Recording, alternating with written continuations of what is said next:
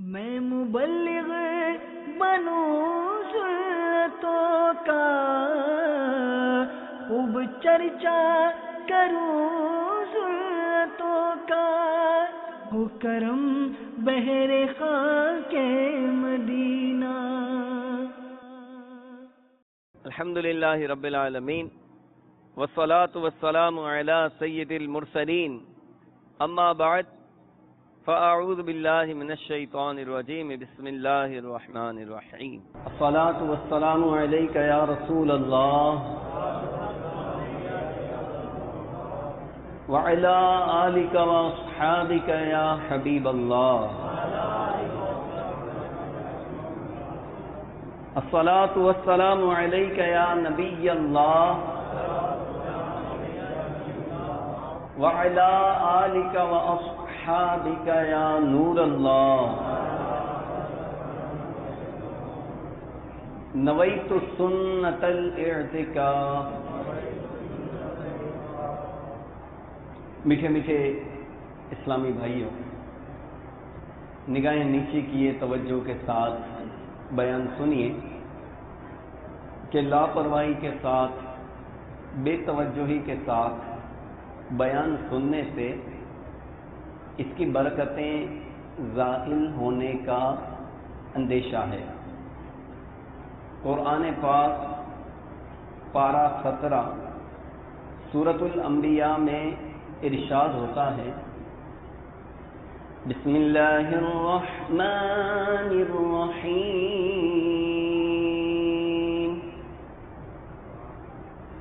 ما یأتیہم من ذکر من ربہم محدث الا استمعوه وهم يلعبون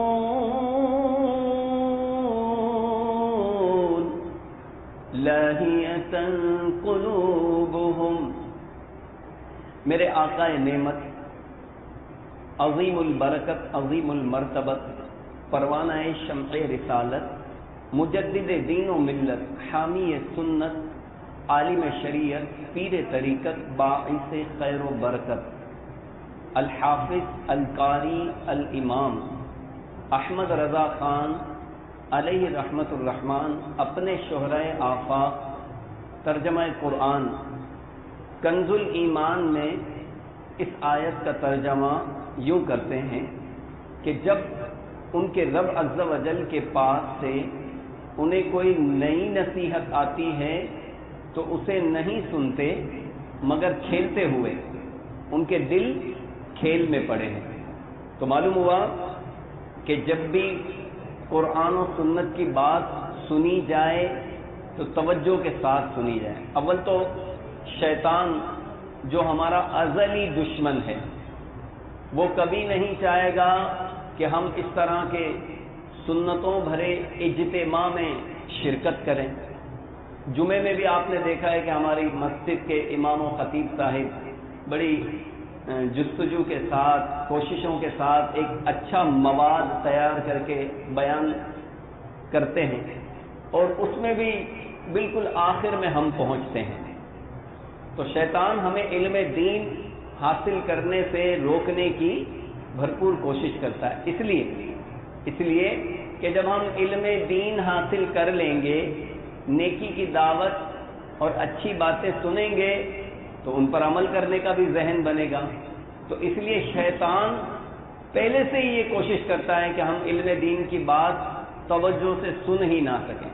بہرحال اللہ عز و جل کے کرم سے، اس کی توفیق سے جب ہم اجتماع میں آ ہی گئے ہیں تو کچھ ہی دیر کے لیے آپ توجہ کے ساتھ بیان سنیے، انشاءاللہ بہت ہی پیاری پیاری باتیں سیکھنے کو ملیں گی انشاءاللہ۔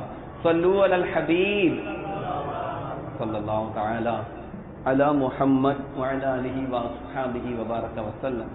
الحمدللہ عز و جل دعوت اسلامی جو کہ تبلیغ قرآن و سنت کی عالمگیر غیر سیاسی تحریک ہے، اس کے کئی شعبہ جات ہیں۔ انہی شعبہ جات میں دعوت اسلامی کا ایک شعبہ ہے مجلس مزارات اولیاء۔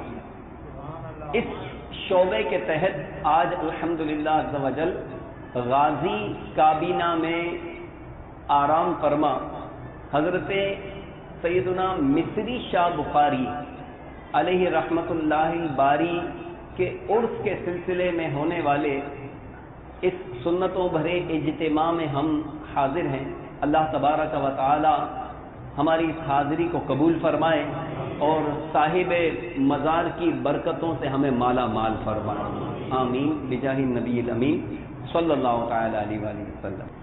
میرے میٹھے میٹھے اسلامی بھائیوں، حضرت سفیان بن عیینہ رحمۃ اللہ تعالی علیہ فرماتے ہیں عند ذکر الصالحین تنزل الرحمہ، یعنی جہاں پر صالحین کا، اللہ والوں کا تذکرہ ہوتا ہے وہاں پر اللہ تعالیٰ کی رحمتوں کا نزول ہوتا ہے۔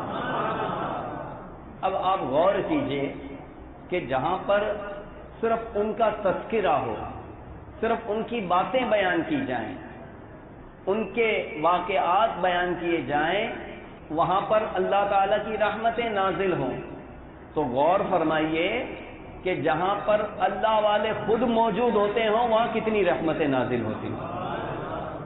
تو ہم یوں ہی تو مزارات اولیاء پر حاضر نہیں ہوتے، ہمیں وہاں جا کے اللہ کی رحمتیں حاصل ہوتی ہیں، وہاں ہم برکتیں پاتے ہیں۔ جہاں اللہ والے خود موجود ہوتے ہیں وہاں رحمتیں نازل ہوتی ہیں، ان رحمتوں سے حصہ پانے کے لیے ہم اولیاء کرام کے قرب کی برکتیں پانے کے لیے وہاں پر جاتے ہیں۔ اور دیکھیں اولیاء کرام کس طرح دنیا سے پردہ فرمانے کے بعد بھی لوگوں کی مدد فرماتے ہیں، ان کے کام آتے ہیں، جو ان کے در پر حاضر ہوتا ہے ان کی مشکلات کیسے حل ہوتی ہیں، اس واقعے سے سماعت فرمائیے۔ حجت الاسلام حضرت سیدنا امام محمد غزالی رحمۃ اللہ تعالی علیہ نقل کرتے ہیں کہ مکہ مکرمہ کے ایک شافعی مجاور کا کہنا ہے کہ مصر میں ایک غریب شخص کے یہاں بچے کی ولادت ہوئی، اس نے ایک سماجی کارکن سے رابطہ کیا، وہ بچے کے والد کو لے کر کئی لوگوں سے ملا مگر کسی نے اس کی مالی امداد نہ کی۔ آخر کار ایک بزرگ کے مزار شریف پر حاضری دی جہاں اس سماجی کارکن نے کچھ اس طرح فریاد کی، یا سیدی اللہ آپ پر رحم فرمائے، آپ ظاہری زندگی میں بہت کچھ دیا کرتے تھے، آپ ظاہری زندگی میں بہت کچھ دیا کرتے تھے، آج کئی لوگوں سے بچے کے لیے مدد مانگی مگر کسی نے کچھ نہیں دیا۔ یہ کہنے کے بعد اس سماجی کارکن نے ذاتی طور پر آدھا دینار بچے کے والد کو ادھار پیش کر دیا اور کہا کہ جب کبھی آپ کے پاس پیسوں کی ترکیب بن جائے تو مجھے واپس دے دینا۔ دونوں اپنے اپنے راستے ہو لیے۔ سماجی کارکن کو رات خواب میں صاحب مزار کا دیدار ہو گیا۔ فرمایا آپ نے مجھ سے جو کہا وہ میں نے سن لیا۔ کیا کہا؟ کہ آپ نے جو مجھ سے کہا تھا وہ میں نے سن لیا مگر اس وقت جواب دینے کی اجازت نہیں تھی۔ میرے گھر والوں سے جا کر کہیے کہ وہ انگیٹھی کے نیچے کی جگہ کھودیں، ایک مشکیزہ نکلے گا، اس میں 500 دینار ہوں گے، وہ ساری کی ساری رقم اس بچے کے والد کو پیش کر دی۔ چنانچہ وہ صاحب مزار کے گھر والوں کے پاس پہنچا اور سارا ماجرا کہہ سنایا۔ ان لوگوں نے نشاندہی کے مطابق اس جگہ کی کھدائی کی اور 500 دینار نکال کر حاضر کر دیے۔ سماجی کارکن نے کہا کہ یہ سب دینار آپ ہی کے ہیں، میرے خواب کا کیا اعتبار؟ وہ بولے کہ جب ہمارے بزرگ، اب بات ذرا توجہ سے سننے والی، کہ اللہ والے دنیا سے پردہ فرمانے کے باوجود بھی لوگوں کی کیسی دستگیری کرتے ہیں، ان کی کیسی امداد کرتے ہیں۔ سنیے، وہ کہنے لگا کہ جب ہمارے بزرگ دنیا سے پردہ فرمانے کے بعد بھی سخاوت کرتے ہیں تو ہم کیوں پیچھے ہٹیں؟ ہمیں بھی سخاوت کرنی چاہیے۔ چنانچہ ان لوگوں نے با اصرار وہ دینار اس سماجی کارکن کو دیے اور اس نے جا کر اس بچے کے والد کو پیش کر دیے اور سارا واقعہ سنایا۔ اس غریب شخص نے آدھے دینار سے قرضہ اتارا اور آدھا دینار اپنے پاس رکھتے ہوئے کہا کہ مجھے یہی کافی ہے۔ باقی سب اسی سماجی کارکن کو دیتے ہوئے کہا کہ بقیہ تمام دینار غریب و نادار لوگوں میں تقسیم کر دیجئے۔ راوی کہتے ہیں، بڑی دلچسپ بات ہے، راوی کہتے ہیں کہ مجھے سمجھ نہیں آتی کہ ان سب میں سب سے زیادہ سخی کون تھا، وہ بزرگ کہ جنہوں نے 500 دینار کا انتظام فرما دیا، یا وہ سماجی کارکن، یا وہ بچے کا والد۔ اللہ عز و جل کی ان پر رحمت ہو اور ان کے صدقے میں ہماری مغفرت ہو۔ تو اے میرے میٹھے میٹھے اور پیارے پیارے اسلامی بھائیوں اور مدنی چینل کے ناظرین، آپ نے دیکھا کہ اللہ عز و جل اپنے اولیاء کو کیسی کیسی طاقتیں اور قوتیں عطا فرماتا ہے۔ اولیاء کرام اپنے رب کی عنایات سے مزارات میں حیات ہوتے ہیں، زندہ ہوتے ہیں، آنے جانے والوں کی باتیں سنتے ہیں، ہدایت و اعانت کرتے ہیں، یعنی ان کی مدد گیری کرتے ہیں، اور اپنے گھروں کے معاملات سے بھی باخبر رہتے ہیں۔ جبھی تو صاحب مزار بزرگ رحمت اللہ تعالی علیہ نے خواب میں جا کر اس سماجی کارکن کی رہنمائی فرمائی اور اس نو مولود یعنی نئے پیدا ہونے والے چھوٹے بچے کے غریب باپ کی دستگیری اور مالی امداد کی۔ اس حکایت سے اللہ کی راہ میں خرچ کرنے کی بھی ترغیب ملی اور اس کی بڑی فضیلت ہے۔ اللہ تعالیٰ نے ہمیں جو مال دیا ہے، یہ ساری نعمتیں کس نے دی ہمیں؟ کس نے دی ہے؟ مال کس نے دیا؟ جان کس نے دی؟ تو اگر اللہ کی راہ میں جان خرچ نہ ہو، مال خرچ نہ ہو، تو کس کی راہ میں خرچ ہوگا؟ ہے نا، کسی نے کہا ہے نا، جان دی ہوئی اسی کی تھی، حق تو یہ ہے کہ حق ادا نہ ہوا۔ تو اے میرے میٹھے میٹھے اسلامی بھائیوں، جو اللہ کی راہ میں خرچ کرتا ہے اس کے بارے میں ہمارے پیارے آقا صلی اللہ تعالی علیہ وآلہ وسلم فرماتے ہیں کہ جو کوئی اللہ کی راہ میں خرچ کرے اس کے لیے 700 گنا ثواب لکھا جاتا ہے۔ ہم جو مزارات پر آ کر نیاز تقسیم کرتے ہیں، غریبوں کو کھانا کھلاتے ہیں صاحب مزار کے عرس کے لیے، اس میں دیکھیں ہمارے لیے کتنی برکتیں ہیں۔ ہمارے آقا صلی اللہ تعالی علیہ وآلہ وسلم فرماتے ہیں کہ اللہ کی راہ میں کچھ خرچ کرے اس کے لیے 700 گنا ثواب لکھا جاتا ہے۔ تو اے میرے میٹھے میٹھے اسلامی بھائیوں، ضروری نہیں کہ بہت سارا مال پاک ہو تو ہی خرچ کیا جائے، بلکہ اخلاص کے ساتھ یعنی اللہ کی رضا کے لیے 1 روپیہ بھی خرچ کر کے ثواب کمایا جا سکتا ہے۔ تو رائے خدا میں خرچ کرنے کی بہت سی صورتیں، مثلا کسی بھوکے کو کھانا کھلا دینا، غریب بیمار کو دوائی دلا دینا، پانی کی سبیل بنوا دینا، دینی کتب کی لائبریری بنا دینا، لنگر رسائل یعنی ایسے رسائل لوگوں میں تقسیم کرنا کہ جن کو پڑھ کر لوگوں کی اصلاح ہوتی ہو۔ الحمدللہ شیخ طریقت امیر اہل سنت کے رسائل، مکتبۃ المدینہ کے کتب و رسائل ایسے ہیں کہ ان کو پڑھ کر نہ جانے کتنے نمازی بن جاتے ہیں، کتنے گناہوں سے توبہ کر لیتے ہیں۔ تو امیر اہل سنت کے رسائل یہ بھی ہم بانٹ سکتے ہیں، اور ہم مسجد میں بھی اللہ کی راہ میں جو مال ہمیں اللہ تعالیٰ نے دیا ہے وہ مسجد بناتے ہوئے بھی ہم خرچ کر سکتے ہیں۔ حدیث پاک میں ہے کہ من بنا للہ مسجدا بنا اللہ لہ بیتا فی الجنہ، یعنی جو اللہ تعالیٰ کے لیے مسجد بناتا ہے اللہ تعالیٰ اس کے لیے جنت میں گھر بنائے گا۔ اب غور فرمائیے کہ جس کا گھر جنت میں ہو تو وہ تو جہنم میں تھوڑی جائے گا، وہ انشاءاللہ اللہ کے کرم سے جنت میں جائے گا انشاءاللہ۔ اللہ تعالیٰ کی رحمت سے مایوس نہیں ہونا چاہیے۔ اگر ہم دعا کریں تو ہمیں مرنے کے بعد یہ سعادت مل سکتی ہے۔ ایک بزرگ کا واقعہ آپ کے گوش گزار کرتا ہوں. وہ زندگی میں یہ دعا کیا کرتے تھے. کیا دعا کیا کرتے تھے؟ یہ بات سننے سے پہلے ذرا ان کے بارے میں پہلے سنیے کہ ان کو اللہ تعالیٰ کے پاک کلام قرآن پاک سے کیسی محبت تھی، نمازوں سے کیسی محبت تھی، روزوں سے کیسی محبت تھی. اور اللہ تعالیٰ اپنے پیارے بندوں کو یہ مقام عطا فرماتا ہے کہ جو بندہ فرائض کی پابندی کرے، نوافل کی کثرت کرے، تو حدیثوں کے مطابق اللہ تبارک و تعالی اسے اپنا محبوب بندہ بنا لیتا ہے. حضرت سیدنا ثابت بنانی کو قرآن پاک سے اتنی محبت تھی کہ آپ روزانہ پورا ایک قرآن پاک ختم کر لیا کرتے ہیں. آپ ہمیشہ دن کو روزہ رکھتے اور ساری رات اللہ تعالیٰ کی عبادت کرتے ہوئے گزار دیتے. جس مسجد سے گزرتے اس میں 2 رکعت تحیت المسجد ضرور پڑھتے.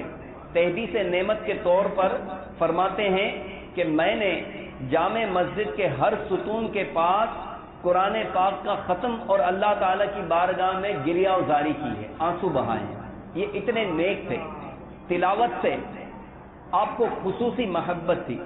آپ رحمت اللہ تعالیٰ علیہ پر ایسا کرم ہوا کہ رشک آتا ہے. چنانچہ انتقال کے بعد دوران تدفین اچانک ایک اینٹ سرک کر قبر کے اندر چلی گئی. لوگ جب اینٹ اٹھانے کے لیے جھکے تو یہ دیکھ کر حیران رہ گئے کہ حضرت سیدنا ثابت بنانی قبر کے اندر کھڑے ہو کر نماز پڑھ رہے ہیں. تو آپ کے گھر والوں سے جب معلوم کیا گیا تو آپ کی شہزادی صاحبہ نے بتایا کہ میرے والد ماجد روزانہ یہ دعا کیا کرتے تھے. کیا دعا کیا کرتے تھے؟ آئیے ہم بھی یہ دعا مانگ لیں. ایک اللہ کے ولی کے قرب میں موجود ہیں حضرت سیدنا مصری شاہ بخاری رحمت اللہ تعالیٰ علیہ کے عرس میں ہم حاضر ہیں. ہم بھی دعا کریں. کیا عجب اللہ کے اس نیک بندے کی صدقے میں، اللہ کے اس ولی کے صدقے میں ہماری یہ دعا قبول ہو جائے. حضرت سیدنا ثابت بنانی یہ دعا مانگا کرتے تھے کہ یا اللہ جب تو مرنے کے بعد کسی کو قبر میں قرآن پاک کی تلاوت کی سعادت عطا فرمائے تو مجھے بھی یہ سعادت عطا فرمائے. آمین. تو منقول ہے کہ جب بھی لوگ آپ کے مزار شریف کے قریب سے گزرتے تھے تو آپ کی قبر انور سے تلاوت قرآن کی آواز آ رہی ہوتی. تو آپ نے دیکھا کہ اللہ والوں پر کیسا کرم ہوتا ہے کہ وہ دنیا میں تو نیکیاں کرتے ہیں، تلاوتیں کرتے ہیں، نمازیں پڑھتے ہیں، مرنے کے بعد بھی تلاوت کرتے ہیں، مرنے کے بعد بھی دنیا سے پردہ فرما جانے کے باوجود بھی تلاوت قرآن کی سعادت حاصل کرتے ہیں. تو اے میرے میٹھے میٹھے اسلامی بھائیوں، آپ نے ملاحظہ کیا کہ اللہ والے اپنی قبروں میں زندہ ہوتے ہیں، حیات ہوتے ہیں، یہ سنتے بھی ہیں. بھائی سلام کس کو کرتے ہیں؟ جو سن رہا ہو، ہے نا؟ جو سن رہا ہو اور جو جواب دینے کی صلاحیت رکھتا ہو اسی کو تو سلام کرتے ہیں. تو الحمدللہ ہم مزارات پر جا کر کیا کہتے ہیں؟ السلام علیکم یا ولی اللہ. تو الحمدللہ یہ سنتے بھی ہیں اور جواب بھی دیتے ہیں. ایک اور واقعہ سماعت فرمائے، مختصر ہے. حضرت سیدنا یحییٰ بن سلیمان فرماتے ہیں کہ مجھے ایک حاجت تھی، میں کافی تنگ دست تھا، پریشان تھا، میرا ہاتھ بہت تنگ تھا. حضرت سیدنا معروف کرخی بغداد شریف میں آپ کا مزار شریف ہے. میں حضرت معروف کرخی کی قبر انور پر حاضر ہوا. میں نے 3 بار سورہ اخلاص کی تلاوت کی اور اس کا ثواب آپ رحمت اللہ تعالی علیہ اور تمام مسلمانوں کی ارواح کو پہنچایا. پھر اپنی حاجت کو بیان کیا. جو ہی میں وہاں سے واپس آیا میری وہ حاجت پوری ہو چکی تھی. تو اے میرے میٹھے میٹھے اسلامی بھائیوں، کتنی خوش نصیبی کی بات ہے. حضرت سیدنا علامہ ابن جوزی بحر الدموع میں لکھتے ہیں کہ جس نے بارگاہ الہی میں کوئی حاجت پیش کرنی ہو تو اسے چاہیے کہ حضرت سیدنا معروف کرخی کے مزار پر حاضر ہو کر اللہ تعالیٰ سے دعا مانگے. انشاءاللہ عز و جل اس کی دعا ضرور قبول ہوگی. اللہ عز و جل کی حضرت معروف کرخی پر رحمت ہو اور ان کے صدقے ہماری مغفرت ہو. اولیاء کرام کے مزارات پر حاضر ہونا، دھوم دھام سے ان کا عرس منانا، کیا یہی اولیاء کرام کی تعلیمات ہیں؟ اولیاء کرام ساری زندگی نمازیں پڑھتے رہے، نیکی کی دعوت کی دھومیں مچاتے رہے، عبادت پر کمر بستہ رہے، ہمیں ان کی پاک زندگیوں سے کیا سیکھنے کو ملتا ہے؟ ہم صرف اپنی حاجت پوری کر کے جب حاجت پوری ہو جائے تو پھر ہم آنا بھی چھوڑ دیں۔ ہمیں اولیاء کرام کی زندگیوں کا مطالعہ کرنا چاہیے، ہے نا؟ ابھی آپ نے سنا نا کہ ان کا جب تذکرہ ہوتا ہے، ان کی جہاں باتیں بیان کی جاتی ہیں وہاں اللہ تعالیٰ کی رحمتیں نازل ہوتی ہیں۔ تو ہم جب ان کی پاک زندگیوں کا مطالعہ کریں، ان کے بارے میں بیانات سنیں، تو ہمیں ان سے بہت کچھ مدنی پھول سیکھنے کو ملتے ہیں۔ ہم بھی غور کریں کہ کیا ہم بھی نیک لوگوں کے نقش قدم پر چلتے ہیں؟ اپنے ایمان کی فکر کرنی چاہیے، اولیاء کرام کے نقش قدم پر چلنا چاہیے کہ اولیاء کرام نیکیوں میں دل لگاتے ہیں۔ آپ نے حضرت سیدنا ثابت بنانی کا قصہ سنا کہ یہ ساری رات عبادت میں گزار دیتے تھے، روزانہ پورا قرآن پاک ختم کر لیا کرتے تھے۔ اور ہم کیسے ہیں کہ کیا ہم قرآن پاک کھولتے ہیں، قرآن پاک کی تلاوت کرتے ہیں، رمضان میں کرتے ہیں؟ بہت سارے تو ہمارے مسلمان ایسے ہیں کہ جن کو قرآن پاک کی درست تلاوت کرنا ہی نہیں آتی۔ ہم نے دنیا کی بڑی بڑی کتابیں پڑھ لی، اپنے اکاؤنٹس کے لیزر چیک کر لیتے ہیں، ای میلز چیک کر لیتے ہیں، موبائل پر میسیج ریسیو کر لیتے ہیں، میسیجز سینڈ کر دیتے ہیں، لیکن نہیں پڑھ پاتے تو اللہ کا پاک کلام نہیں پڑھ سکتے جو کہ ہماری ہدایت اور ہماری رہنمائی کے لیے آیا ہے، اور صرف ہم اس کی زیارت کرتے ہیں، وہ بھی کبھی کبھار۔ تو اے میرے میٹھے میٹھے اسلامی بھائیوں، ہمیں قرآن پاک کی تلاوت سے جی نہیں چرانا چاہیے۔ ہمارے مسلمانوں کی اکثریت قرآن پاک کی درست تعلیم سے، درست تلاوت سے محروم ہے۔ اور درست تلاوت ہم کیسے سیکھ سکتے ہیں؟ الحمدللہ دعوت اسلامی کے مدنی ماحول میں رہتے ہوئے، مدنی قافلوں میں سفر کرتے ہوئے، مدرسۃ المدینہ بالغان میں اگر ہم روزانہ اپنے اپنے علاقوں میں شرکت کریں، یہاں پر بھی مدرسۃ المدینہ بالغان کا سلسلہ ہوگا، تو آج نیت کیجیے کہ درست قرآن پاک سیکھنے کے لیے مدرسۃ المدینہ بالغان میں شرکت کیا کریں گے۔ تو اے میرے میٹھے میٹھے اسلامی بھائیوں، اے حضرت سیدنا مصری شاہ بخاری رحمۃ اللہ تعالی علیہ کے مزار شریف پر ان کے عرس میں حاضر ہونے والے اسلامی بھائیوں، میں انہی کا واسطہ دے کر آپ کی بارگاہ میں عرض کرتا ہوں کہ آپ نیت کریں، ہم سب مل کر نیت کریں کہ انشاءاللہ 5 نمازیں با جماعت ادا کریں گے۔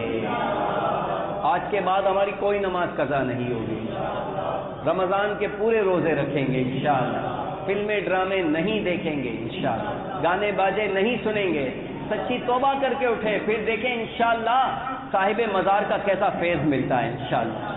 اب مزار شریف پر بھی حاضر ہوتے وقت بڑی عجیب کیفیت ہے کہ لوگ مانگتے ہیں کہ میری یہ مراد پوری ہو جائے، میرا یہ مسئلہ حل ہو جائے، میرا قرضہ اتر جائے، مجھے نیک اولاد مل جائے۔ ارے آخرت کی بھی تو دعائیں مانگے کہ اللہ مجھ سے راضی ہو جائے، بابا کرم فرما دیجئے میرا ایمان سلامت رہ جائے، میری بخشش و مغفرت ہو جائے، مجھے نیکی کی دعوت کا جذبہ مل جائے، مجھے نمازوں پر استقامت مل جائے، مجھے سنتوں پر عمل کا جذبہ مل جائے۔ یہ بھی تو مزارات پر جا کر ہم مانگ سکتے ہیں نا، لیکن ہم جیسے دنیا دار صرف اور صرف دنیا کی دولتیں، دنیا کی چیزیں ہی مانگتے ہیں۔ تو ساتھ ساتھ اولیاء کرام کے مزارات پر حاضر ہو کر ہمیں اس طرح کی نعمتیں بھی مانگنی چاہیے۔ اللہ تبارک و تعالی سے دعا کرتے ہیں کہ اللہ تعالی ہم سب کا ایمان سلامت رکھے۔ الحمدللہ دعوت اسلامی کا مہکا مہکا پیارا پیارا مدنی ماحول ہے، اسی مدنی ماحول کی برکت سے نہ جانے کتنے مسلمانوں کی اصلاح ہو گئی، اور اسی مدنی ماحول کی برکت سے بے نمازی نمازی بن جاتے ہیں، فلمیں ڈرامے دیکھنے والے توبہ کر کے راہ سنت پر آ جاتے ہیں، جو داڑھی منڈے ہوتے ہیں، جو سنتوں سے دور ہوتے ہیں، الحمدللہ اس مدنی ماحول کی برکت سے داڑھی والے اور امامے والے بن جاتے ہیں۔ جبھی تو کسی نے کہا ہے نا، اسی ماحول نے ادنا کو اعلیٰ کر دیا دیکھو، اسی ماحول نے ادنا کو اعلیٰ کر دیا دیکھو، اندھیرا تھا اجالا ہی اجالا کر دیا، دیکھو اندھیرا تھا اجالا ہی اجالا۔ اللہ تبارک و تعالی ہم سب کو عمل کی توفیق عطا فرمائے، آمین بجاہ النبی الامین صلی اللہ علیہ وسلم۔ میں مبلغ بنوں سنتوں کا، خوب چرچا کروں سنتوں کا، ہو کرم بہر خاک مدینہ۔